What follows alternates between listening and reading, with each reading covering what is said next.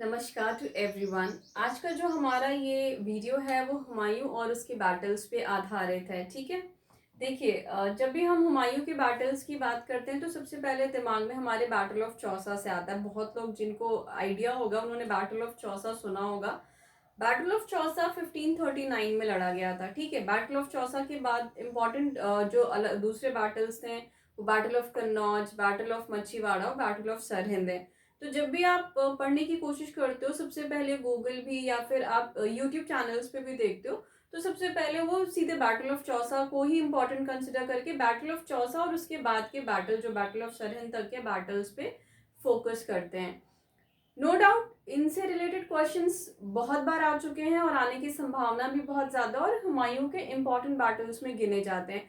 But चूंकि आप देख रहे हो कॉम्पिटिटिव लेवल बढ़ता जा रहा है और बहुत बार ऐसा हुआ है और आगे भी संभावना है कि जो भी हुमायूं की जर्नी 1530 से 1539, 39 क्यों कह रही हूँ, क्योंकि बैटल ऑफ चौसा 1539 में हुआ था। तो आप देखो, जब हुमायूं के आप देखते हो ना रेन क्या है कि कब से कब तक वो हिंदुस्तान में था, तो 1530 से 1540। और हम सीधे बैटल पहला कौन इंपॉर्टेंट लेके पढ़ रहे हैं, बैटल ऑफ चौसा जो 1539 में हुआ। हमने हुमायूं के 1530 से लेके 1539 के पहले की जर्नी को छोड़ दिया। ऐसा तो है नहीं कि बहुत ही इजी बीजी रहा होगा इसके लिए कि बाबर की डेथ हो गई, हुमायूं को राजपाट मिल गया, बहुत ही कूल तरीके से राजपाट वो अपना कर रहा है, all of the sudden Sher Shah Surian हैं, उन्होंने अटैक किया, हुमायूं को हराया, एग्जाइल में भेज दिया। ऐसा तो नहीं होगा, एक जर्नी चली होगी, हर चीज इंटरलिंक्ड है। तो उन इंपॉर्टेंट बैटल्स जो बैटल ऑफ चौसा से लेके बैटल ऑफ सरहिंद तक है उसको तो हम कवर करेंगे ही अपने नेक्स्ट पार्ट में, क्योंकि नो डाउट वो इम्पोर्टेंट है और बड़े बैटल्स हैं हुमायूं के। बट आज के इस वीडियो में थोड़ा बहुत हम बैकग्राउंड पढ़ेंगे हुमायूं का। ठीक है, और इसके अलावा जो हुमायूं की जर्नी 1531 से लेके 1539 से पहले की थी उसको पढ़ेंगे। कहाँ अटैक्स हुए, किससे अटैक्स हुए, कौन इसको ज्यादा परेशान कर रहे थे और किस तरीके से ये अटैक्स कर रहा था, कितना केपेबल हुमायूं रहा है। ठीक है, उसको पढ़ेंगे। तो चलिए शुरू करते हैं हम हुमायूं के बैकग्राउंड को समझने से। हुमायूं देखिए, हुमायूं किसके पुत्र थे, जहीरुद्दीन मोहम्मद बाबर के। बाबर के बारे में तो आप सब जानते हो ना। तो Humayun was son of Babur. Basically Humayun सबसे बड़ा बेटा था बाबर का। बाबर कौन था, बाबर मुगल डायनेस्टी का फर्स्ट रूलर था और मुगल डायनेस्टी का नींव भी बाबर ने ही रखी है। ठीक है, बाबर को हम और किस नाम से जानते हैं, जहीरुद्दीन मोहम्मद बाबर। ठीक उसी तरीके से हुमायूं को हम नसीरुद्दीन मोहम्मद के नाम से जानते हैं। जहीरुद्दीन का बेटा कौन, नसीरुद्दीन। ठीक है, अब हुमायूं अकेला बेटा नहीं था बाबर का भाई, बहुत सारे और भी भाई थे। तो जो हुमायूं के दूसरे भाई या आप कह सकते हो बाबर के जो बाकी के बच्चे थे, 4 टोटल भाई थे ये हुमायूं। तो वो कौन थे, कामरान, अस्कारी, हिंद। ठीक है, ये हुमायूं के भाई थे और बाबर के बेटे। ठीक है, और एक बहन का भी नाम हम मेंशन करेंगे, वो कौन है, गुलबदन बेगम। रीजन है मेंशन करने का वो हम आपको बताएंगे। ठीक, तो बेसिकली हुमायूं के 4 भाई थे और एक बहन जिनका जिक्र बहुत आता है और इतिहास की दृष्टि से इंपॉर्टेंट है। ठीक है, बाबर के बारे में तो हमने पढ़ ही लिया कि भाई बाबर का बेटा हुमायूं था, तो हुमायूं की माता का भी नाम हमें पता होना चाहिए, तो वो भी देख लेते हैं। हुमायूं की मदर का जो नाम था वो था माहम, माहम बेगम। ठीक है, माहम बेगम कौन थी, बाबर की तीसरी पत्नी। ठीक है, बाबर की तीसरी पत्नी से हुमायूं जन्मे थे, जो कि बाबर के सबसे बड़ी संतान थी। अब मैंने इन भाइयों का नाम क्यों मेंशन कराया, देखिए बेसिकली जब भी आप मुगल्स के बारे में पढ़ेंगे आगे भी या फिर आप पुराने जो भी फॉरेन इन्वेडर्स हैं इनके बारे में पढ़ेंगे, तो आपने देखा है कि इन लोगों में ऐसा कुछ नहीं था कि बड़े बेटे को सारा राजपाट दे दिया गया। ये तो अपने फादर को भी मार के राजा बनने की कोशिश करते थे, आपस में इनके भाइयों में बहुत युद्ध हो जाता था राजपाट को पाने के लिए। ठीक है, तो ऑब्वियस सी बात है कि इन तीनों के अंदर भी वही कॉम्पिटिटिव वो थी कि हुमायूं को क्यों राजा बनाना है, हमें बनाओ। लेकिन हुमायूं की सोच थोड़ी सी डिफरेंट थी। हुमायूं थोड़ा सा कह सकते हैं कि वो जल्दी माफ करने वालों में से था, थोड़ा सा उदार था as compare to other brothers, right. Humayun ने क्या किया, जो राजपाट था हुमायूं का उसको उसने बांट दिया, डिवाइड कर दिया, उसने इक्वल हिस्से कर दिए, जिसमें उसने कामरान, अस्कारी, हिंदल और इवन अपने कजिन्स में अपने पूरे जो एम्पायर था उसका डिवीजन कर दिया। ठीक है, तो इसलिए मैंने इनका नाम मेंशन किया। जैसे कामरान को उसने काबुल वगैरह का एरिया दे दिया, जो कि बहुत ही इंपॉर्टेंट एरियाज थे। ठीक है, और ये लोग उल्टा इसको सपोर्ट नहीं करेंगे आगे चल के। ठीक है, ऐसा नहीं है कि हुमायूं ने इस तरीके की चीज दिखाई तो उसके बदले उसे सपोर्ट मिलेगा, नहीं, उसके ब्रदर्स ने उसको कोई सपोर्ट नहीं किया। तो एक राइवलरी यानी एक डिफिकल्टी तो उसको अपने ही भाइयों से मिला। उसके अलावा मैंने गुलबदन बेगम का नाम जिक्र क्यों किया है वो मैं आपको बता देती हूँ। आपने हुमायूं नामा सुना होगा, ठीक है, हुमायूं नामा सुना है ना, हुमायूं नामा। हुमायूं नामा बेसिकली एक बुक है जो कि गुलबदन बेगम ने लिखी है। गुलबदन बेगम कौन है, हुमायूं की सिस्टर।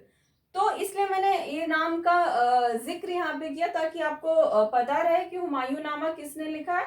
हुमायूं नामा गुलबदन बेगम ने लिखा है। गुलबदन बेगम कौन है, हुमायूं की सिस्टर है। अब आप लोग कंफ्यूज मत होना कि बाबर नामा किसी और ने लिखा है या फिर हुमायूं नामा पढ़ना तो ये मत सोचना कि हुमायूं नामा हुमायूं ने लिखा है। बाबर नामा इज ऑटोबायोग्राफी। ऑटोबायोग्राफी क्या होती है, ऑटो मीन्स खुद, जब कोई चीज आप खुद लिखते हो। हुमायूं नामा इज अ बायोग्राफी, यानी कि किसी के बारे में आप लिख रहे हो। ठीक है, ऑटो उसमें ऐड हो जाता तो इसका मतलब हुमायूं होता, but it is not an autobiography. ठीक है, ये एक बायोग्राफी यानी किसी के जीवन के बारे में सब कुछ जो कि किसी ने लिखी है। तो उनकी सिस्टर गुलबदन बेगम ने हुमायूं नामा लिखा है। फिर से मैं बता रही हूँ, बाबर नामा यानी तुजुके बाबरी जिसे आप कहते हो, बाबर ने खुद लिखा है। और हुमायूं नामा गुलबदन बेगम ने लिखा है, ठीक है, जो कि हुमायूं की सिस्टर है। तो बैकग्राउंड की बात करें तो आई थिंक चूंकि हम बैटल्स पढ़ रहे हैं तो हमें बहुत ज्यादा अंदर जाने की जरूरत नहीं है, इतना सफिशिएंट है। अब हम थोड़ा सा और देख लेते हैं आगे की हुमायूं के कौन कौन प्रोबेबल एनिमीज थे।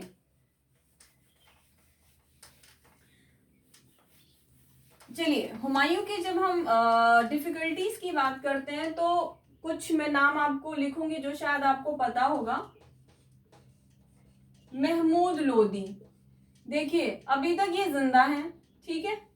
आपने पहले भी देखा था ना कि ये क्या कर रहे थे, इब्राहिम लोदी को बाबर ने हराया। इब्राहिम लोदी के भाई हैं, इन्होंने पहले बाबर को रिवोल्ट किया, बाबर के साथ लड़ने की कोशिश की थी बैटल ऑफ घाघरा में, लेकिन अनफॉर्चुनेटली वहां पे भी ये हारे, बट ये भाग जाते हैं, ये मरते नहीं है बैटलफील्ड में। वहां पे इनको किसने शरण दिया था, आप वो वीडियोस देखिएगा तो आप रिलेट कर पाएंगे। नुसरत शाह, ठीक है। तो हमने अभी क्या देखा, ये महमूद लोदी नुसरत शाह के यहाँ भाग गया था जब बैटल ऑफ घाघरा हुआ था। अब देखो बाबर के सामने इन्होंने सरेंडर कर दिया था और ये हार गए थे, ठीक है, ये भी भाग गए थे, बट ये दोनों अभी जिंदा है। बाबर ने कुछ किया नहीं, वो ऑलरेडी एग्जॉस्ट हो गया था लड़ते लड़ते, तो उसने इनके साथ संधि कर दी और इनके लिए कह दिया कि इनको आप बंगाल में ही कोई कुछ दे दो, ये बंगाल से बाहर नहीं आना चाहिए। बाबर को तो नहीं पता था कि अब उसकी डेथ होने वाली है। 1529 में ये बैटल हुआ था, बैटल ऑफ घाघरा इनके साथ, जिसमें नुसरत शाह ने सपोर्ट किया था। 1530 में एक घटना घटी, 1530 में बाबर की डेथ हो गई, ठीक है। अब जब बाबर की डेथ हो गई, जिस राजा से सब हार रहे थे उसकी डेथ हो गई, तो ये लोग वापस से एक्टिवेट हो गए। इन्हें लगा कि नहीं, अब हम हुमायूं को हरा के वापस अफगान रूल शुरू कर देंगे इंडिया में। ठीक, ये दो एनिमीज हमने देख लिए। इसके अलावा बहुत ही प्रोमिनेंट और बहुत ही इंपॉर्टेंट जो सक्सेसफुल भी हुआ, शेर खान, ठीक है। शेर खान, शेर खान कौन थे, शेर खान बेसिकली वही है जिन्हें हम शेरशाह सूरी बोलते हैं और जो कि सूरी डायनेस्टी की शुरुआत करेंगे, ठीक है। बाबर को 1540 में भगाएंगे और वहां से सूरी डायनेस्टी शुरू होगी, ठीक है। जो इनकी डेथ 1545 में हो जाती, बट उसके बाद जो इनके बेटे हैं वो सब रूल करते हैं, तो 1555 तक ये सूरी डायनेस्टी चलती है। देखिए शेर खान की जब आप जिक्र करते हो तो बहुत सारे इंपॉर्टेंट काम इन्होंने किए जिसकी वजह से ये एग्जाम पॉइंट ऑफ व्यू से बहुत ही इंपॉर्टेंट है। बट चूंकि हमारा ये वीडियो हुमायूं पे बेस्ड है इसीलिए अभी हम शेर खान की बहुत ज्यादा चर्चा इस वीडियो में नहीं करेंगे। जो इम्पोर्टेंट है हुमायूं के रेफरेंस में वही करेंगे, ठीक है। एक अलग से हम लेक्चर लेके आएंगे क्योंकि एग्जाम पॉइंट ऑफ व्यू से शेरशाह सूरी बहुत ही इम्पोर्टेंट इंसान है। तो ये एक हमारे, अब देखिए ये दोनों अफगान है, ये अफगान ओरिजिन के। इसके अलावा एक और शक्तिशाली किंग था जो हुमायूं के एंटी था और हुमायूं को काफी परेशान किया। वो कौन था? बहादुर शाह। बहादुर शाह, बहादुर शाह ऑफ गुजरात, ठीक है। तो ये लोग हैं जो कि हुमायूं को कहीं ना कहीं उसको स्ट्रगलफुल जर्नी देंगे, ठीक है। तो अब जब हम 1531 से शुरू करेंगे तो हम देखेंगे एक एक करके इन लोगों का भी जिक्र उसमें होगा। वो अलग बात है कि हुमायूं जीतता चला जाएगा, ठीक है। तो चलिए अब हम देखते हैं आगे कि अब हुमायूं कहाँ अटैक कर रहा है, कैसे अटैक कर रहा है। जल्दी जल्दी 1531 से लेके 1539 से पहले के जो भी अटैक्स हैं उनको पढ़ लेते हैं, ठीक है। 1531 अब हम देखेंगे कालिंजर के अटैक के बारे में, ठीक है। तो हम 1531 से शुरू कर रहे हैं।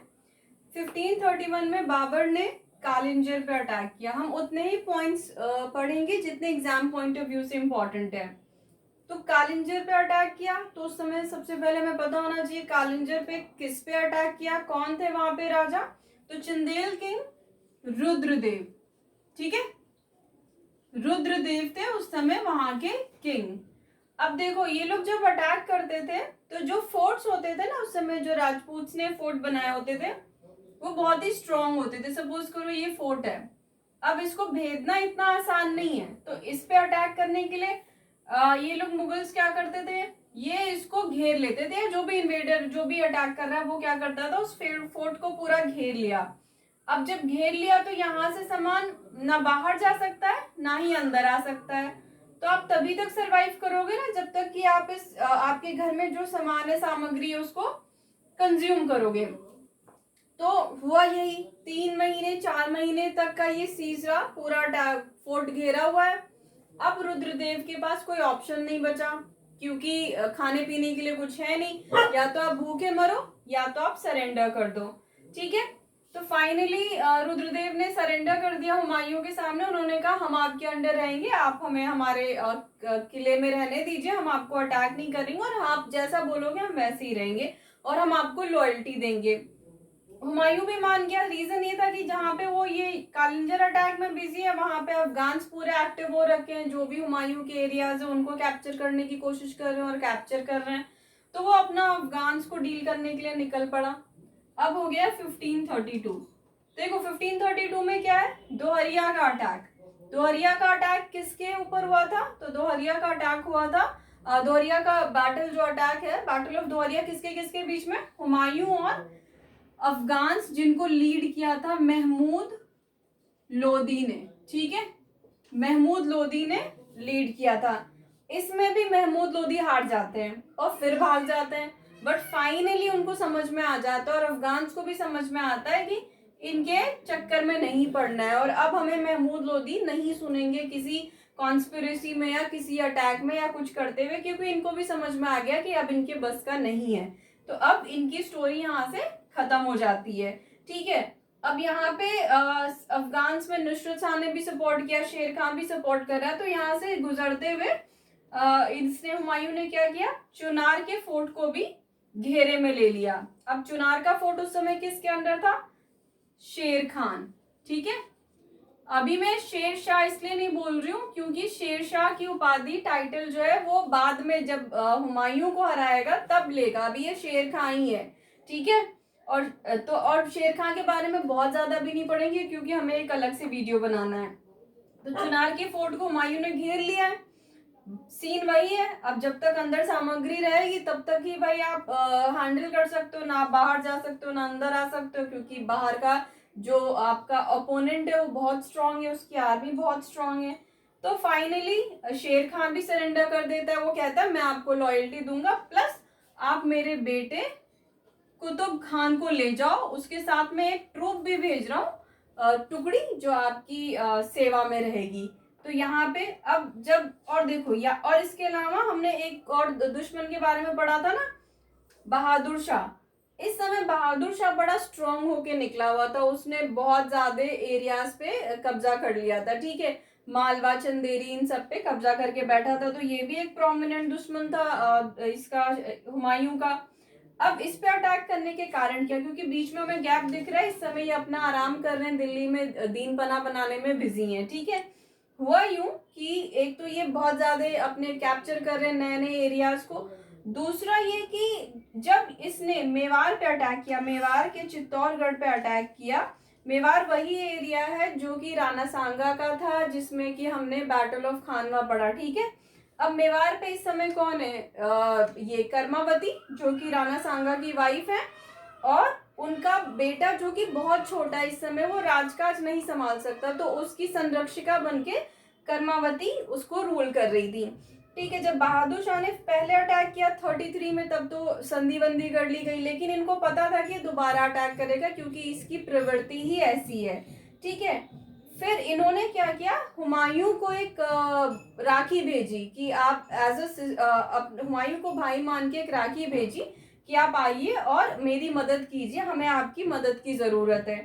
तो इसमें दो अलग मत है, कुछ लोग कहते हैं कि हुमायूं मदद के लिए निकल भी गया था, आया भी हेल्प करने के लिए, लेकिन पहुंच नहीं पाया क्योंकि सारंगपुर एक जगह, वहां पे वो रेस्ट करने के लिए रुक गया। कुछ लोग कहते हैं वो आर्मी लेके आया, उसको बहादुर शाह को मारना तो था, उसको हराना तो था, लेकिन तब नहीं जब वो यहाँ पे अटैक करा। रीजन हमें याद है ना, राणा सांगा की फाइट का क्यों जीती गई थी, क्योंकि जिहाद का नारा दिया गया था। जिहाद का नारा का मतलब क्या, कि आप काफिर्स को मार रहे हो, यानी नॉन मुस्लिम्स को मार रहे हो। तो यहाँ पे भी तो बहादुर शाह इस्लाम को फॉलो कर रहा है, वो किसको अटैक कर रहा है, हिंदूज को अटैक कर रहा है। तो एक मुस्लिम एज पर देयर धर्म एक मुस्लिम को कैसे अटैक करेंगे, हिंदू को बचाने के लिए। तो उसने उन एरियाज को घेर लिया जहां से बहादुर शाह को रिटर्न करना था, ठीक है। तो जब बहादुर शाह यहाँ पे अपना जीत वीत के वापस जा रहा था, वहां पे उसने उनको कब्जा किया और गुजरात और मालवा उनके हाथ से ले लिया, ठीक है। अब गुजरात और मालवा की एक दो लाइन की और स्टोरी, उससे पहले मैं आपको एक और चीज बता दूं कि यहाँ पे जब बहादुर शाह अटैक कर रहा था और हुमायूं तो पहुंच नहीं पाया था, कर्मावती को जब पता चल गया था कि अब सिचुएशन ऐसी है कि ये हम बहादुर शाह के अंडर जा सकते हैं, तो उन्होंने भी जोहर किया था, ठीक है।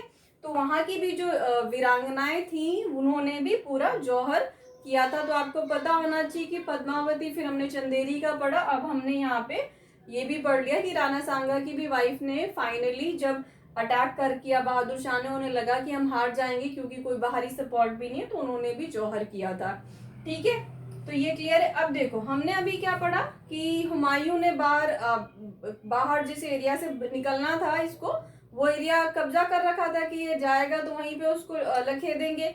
अब उसने उसको लखेदा भी, गुजरात और मालवा अपने अंडर ले लिया। अब जब हुमायूं यहाँ बिजी है, तब तक शेर खान बंगाल बिहार कब्जा कर लिया। तो हुमायूं को आप देख रहे हो, एक जगह जा रहा है, जीत रहा है, वहां से निकल रहा है, तब तक वो एरिया कोई और कब्जा कर ले रहा है। तो अब उसको शेर खान को सबक सिखाना तो यहाँ पे फिर इसने गलत डिसीजन लिया कि उसने गुजरात और मालवा अपने छोटे भाई अस्कारी को दे दिया कि तुम संभालो, और अस्कारी इनकॉम्पिटेंट होने की वजह से गुजरात और मालवा जो है वापस बहादुर शाह ने उनसे कब्जा कर लिया। या और इसके लिए बड़े बड़े हिस्टोरियंस बोलते भी हैं कि ये उसकी बहुत बड़ी भूल थी, क्योंकि ये जो साम्राज्य था गुजरात और मालवा का, वो इतना बड़ा था, जितना बड़ा कि ऑलरेडी हुमायूं के पास एरियाज थे, और उनको इस तरीके से दे देना, जो कि बहुत ही, आपने देखा ना, कोई बैटल नहीं हुआ, वो तुरंत भाग गया उसको हुमायूं को देख के, इतने आसानी से हुमायूं के हाथ में आए थे और उतने ही आसानी से चले गए। तो हुमायूं, अगर हम पूरा देखें तो हुमायूं कोई बहुत बड़ा एडमिनिस्ट्रेटर नहीं दिख रहा है हमें, ठीक है। उसने बहुत ही बेकार बेकार सी गलतियां की, जैसे कि कालिंजर पे अटैक करना, जीत लेना लेकिन छोड़ देना। वही उसने यहाँ पे चुनार में, अगर इसने अटैक करके शेर खान को मान लो मार दिया होता, तो यहाँ पे शेर खान की स्टोरी खत्म है ना। जो गैप हम देखते हैं 15 ईयर्स का एग्जाइल, वो सिचुएशन ही नहीं आती। तो हमें ये दिखता है कि हुमायूं अपने फादर की तरफ बहुत अच्छा एडमिनिस्ट्रेटर नहीं था। अब जब ये यहाँ से लौटेगा, तो अब हम बैटल ऑफ चौसा से शुरू करेंगे, जो कि हम अपने नेक्स्ट वीडियो में शुरू करेंगे, ठीक है, वो बहुत ही इंपॉर्टेंट वीडियो रहेगा क्योंकि उसमें आपके जितने भी इंपॉर्टेंट बैटल्स है वो कवर किए जाएंगे। ये वीडियो भी आपका एग्जाम पॉइंट ऑफ व्यू से बहुत ही ज़्यादा इंपॉर्टेंट है क्योंकि कहीं ना कहीं ये पोर्शन निग्लेक्ट कर दिया जाता है। तो प्लीज़ वीडियो को आई होप आपने पूरा देखा। अगर आपको वीडियो अच्छे लग रहे हैं तो उसको लाइक कीजिए, सब्सक्राइब कीजिए चैनल को, ताकि मुझे मोटिवेशन